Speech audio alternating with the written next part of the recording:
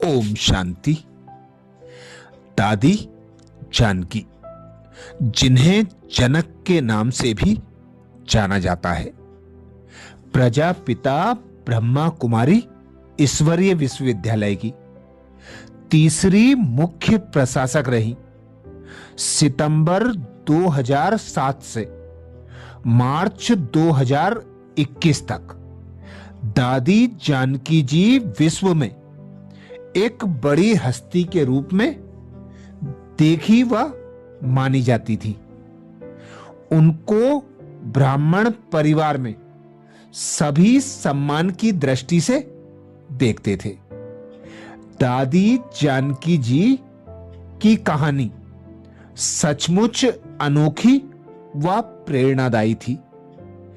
इस जीवन में आप जानेंगे दादी जानकी का इतिहास, वो ज्ञान में कब और कैसे आईं, और 1970 में उनके द्वारा कैसे भारत के बाहर सेवाएं शुरू हुई, वह कैसे 2007 से 2020 तक दादी ने मुख्य प्रशासिका के रूप में यज्ञ संभाला, और दादी जी के अनेक वीडियो द्वारा हम दादी जी के जो भाई बहनों के प्रश्नों के उत्तर हैं उनका भी मनन करेंगे।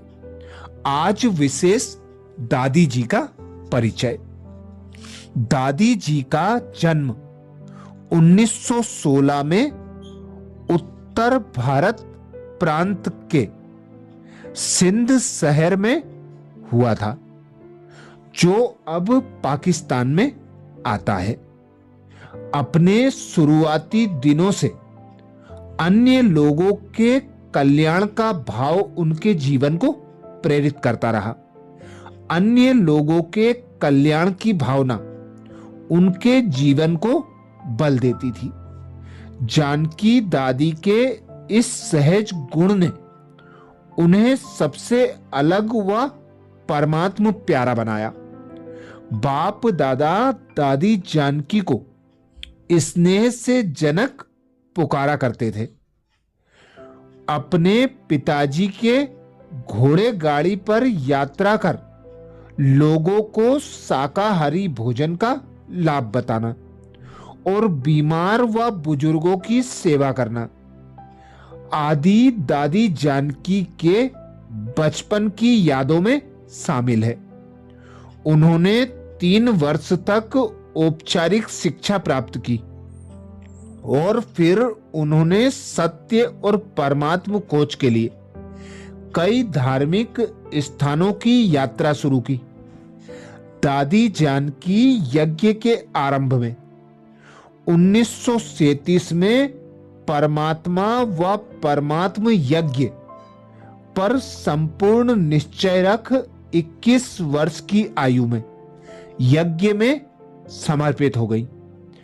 दादी अन्य लोगों की तुलना में 1 साल देरी से आई, इसलिए उन्होंने तुरंत अपना जीवन इसमें समर्पित कर दिया और मुरली को दिन में 5 से 6 बार पढ़ना शुरू किया। ओम मंडली के साथ दादी जी की यात्रा। दादी 180 लोगों के संगठन में शामिल हुई, जो कराची पाकिस्तान में एक नया आध्यात्मिक अर्थपूर्ण जीवन जीने आए थे। इस संगठन ने अपना समय गहन आध्यात्मिक पुरुषार्थ में समर्पित किया। मेडिटेशन में आत्मिक चेतना के अन्वेषण ने वास्तविक व अविनाशी पहचान की गहन अनुभूति का भान कराया, जो सभी आत्मिक प्राप्तियों का स्रोत है। स्व परिवर्तन के लिए परमात्म याद के अभ्यास की विधि द्वारा कुशलता प्राप्त की गई। यह सब 1939 और 1950 के बीच हुआ। दादी को वर्ष 1950 में शहरों के आसपास सेवा के निमित्त भेजा गया। दादी जी हमेशा बाप दादा के श्रीमत अनुसार चलती रहीं। दादी जी और ईश्वरीय सेवा। स्वयं मातेश्वरी मम्मा सरस्वती सेवाओं के दौरान दादी जानकी की मार्गदर्शक बनी। बाबा ने दादी को दिशा निर्देश और मुरली देने के लिए कई पत्र भी लिखे।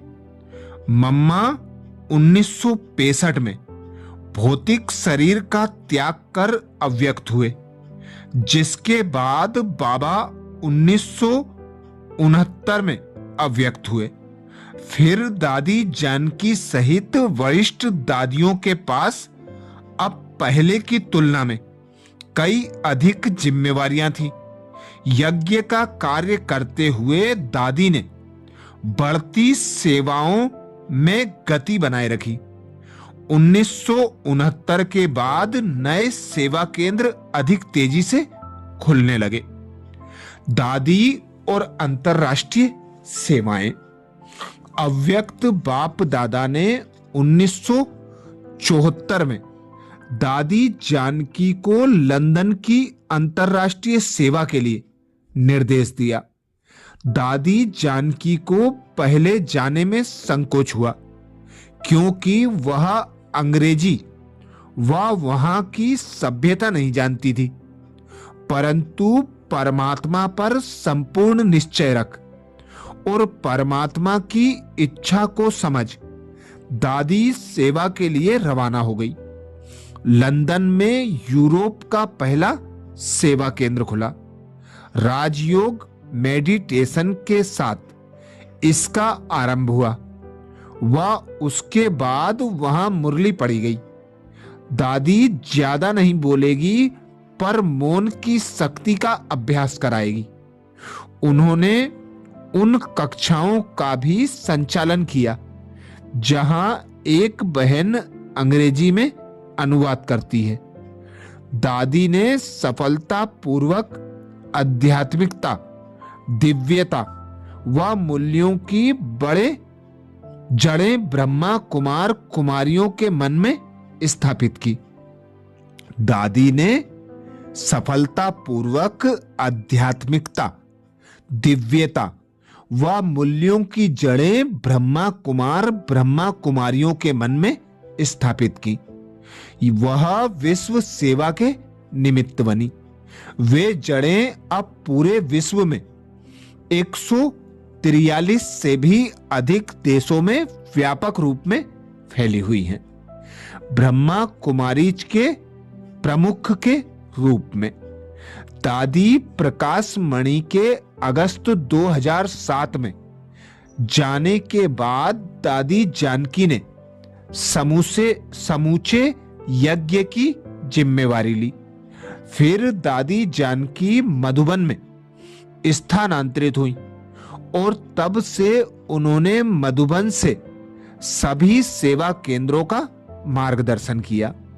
बीके जयंती को सभी यूरोपीय केंद्रों के निर्देशक के रूप में नियुक्त किया गया।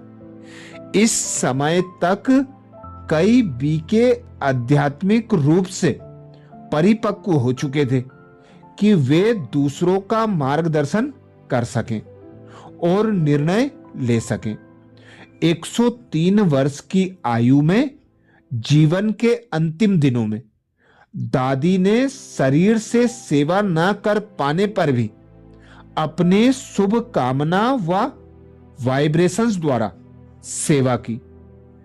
दादी का संपूर्ण जीवन अर्थात पूर्ण जीवन एवं आध्यात्मिक जीवन बलिदान व सेवा से भरा हुआ है, जो सभी को प्रेरित करता है। वर्ष 1978 में टेक्सास विश्वविद्यालय यूएसए के medical and science research institute ने दादी जानकी को दुनिया की सबसे स्थिर बुद्धि वाला मनुष्य घोषित किया। उन्होंने अपनी रिपोर्ट में कहा उनकी जटिल बुद्धि परीक्षण करते हुए भी उनकी बुद्धि पूर्ण रूप से स्थिर थी।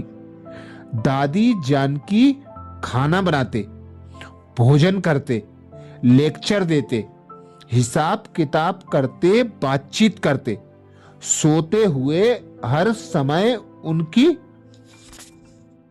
ईईजी में लगातार डेल्टा लहरें ही आती रही। 1997 में लंदन में Janaki foundation for global health care के नाम से एक चैरिटेबल ट्रस्ट खोला गया। 2004 में उन्हें दुनिया के लिए मानवतावादी सेवाओं के लिए जॉर्डन के राजा अब्दुल्ला द्वारा अल इस्तिक्लाल अर्थात स्वतंत्रता का पदक के पहले आदेश के ग्रैंड कार्डन से सम्मानित किया गया।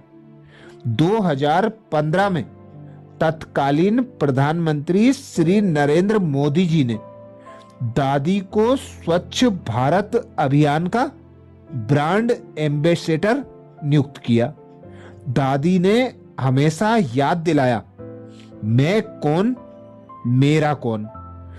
उपराम रहने वाली दादी जानकी ने 27 मार्च 2020 में भौतिक देह का त्याग कर अव्यक्त बाप दादा की गोद ली। अव्यक्त बाप दादा ने दादी जानकी के लिए विशेष महावाक्य उच्चारे। जनक बेफिक्र बादशाह, चिंता मुक्त योगी और अपने पिता के संग में खेलती और रहती है और माता के समान पालना देती है। अच्छा, तो ये विशेष जीवन परिचय दादी जानकी का था, जिसे सुनकर उनके त्याग तपस्या को अनुभव कर हम भी अपने जीवन में परमात्म स्नेह को जागृत कर अपने जीवन को महान बना सकते हैं, विश्व सेवा कर सकते हैं, स्वयं का परिवर्तन स्वतः और सहज कर सकते हैं। अच्छा, ओम शांति।